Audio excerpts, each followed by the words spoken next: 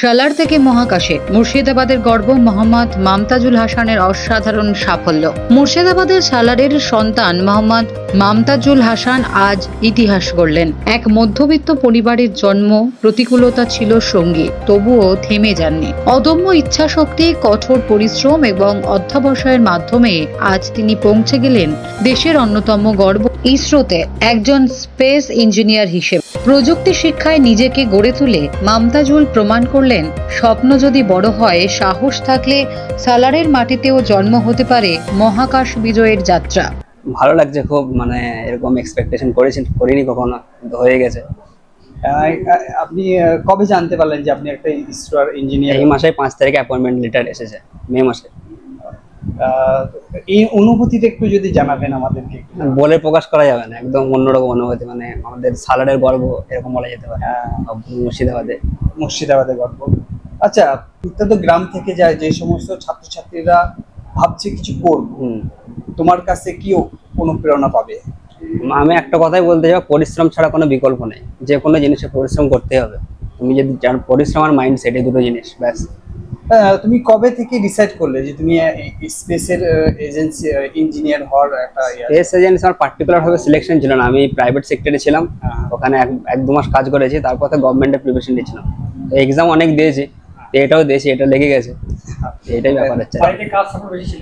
বাড়িতে দুজনেরই, বাবা মা দুজনের, আর দাদারও। তুমি যখন জানতে পারলে যে তোমার অ্যাপয়েন্টমেন্ট সিলেকশন হয়েছে, তারপরে অনুভূতিটা একটু আমাদের যদি শেয়ার করতে। সত্যি বলতে চোখ দিয়ে জল চলে এসেছিল তখন, খুশিতে আর কি। বাবা মাও অনেক খুশি।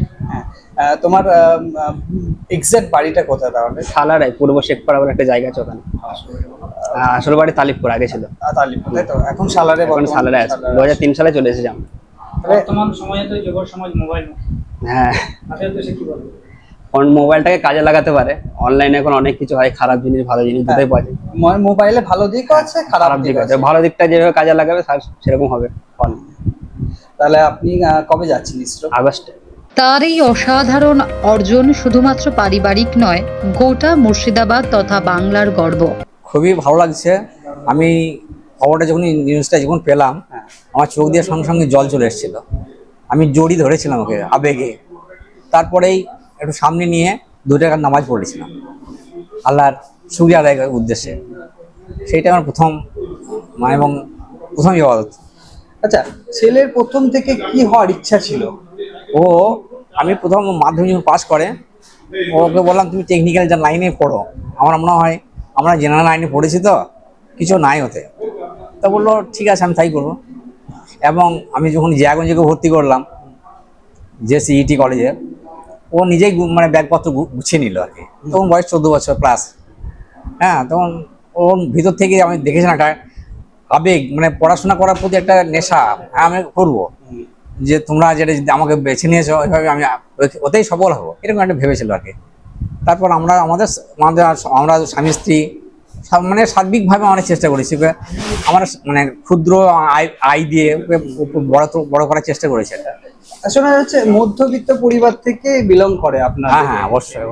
তো আমি সালারের রেজিস্টার হিসেবে কপিরাইটার, আর আমার ওয়াইফ কালীপুর হাই স্কুলে প্যারা টিচার। মোহাম্মদ মামতাজুল হাসানকে জানাই আন্তরিক অভিনন্দন ও উজ্জ্বল ভবিষ্যতের জন্য শুভ কামনা। Bureau report, Durnibar Bangla news.